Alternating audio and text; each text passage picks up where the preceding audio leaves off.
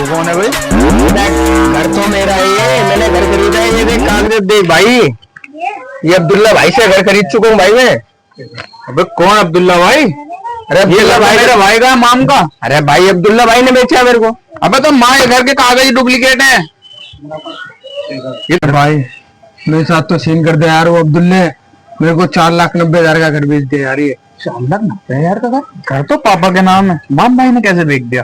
अरे पेपर भी डुप्लीकेट है, तुमने घर कैसे बेच इतना दिया? बड़ा घर मेरे को 4,90,000 कैसे पड़ गया मेरे साथ? अब तुमने किसे दिए 4,90,000? कौन अब्दुल्ला? मैं तो जानता नहीं उन्हें।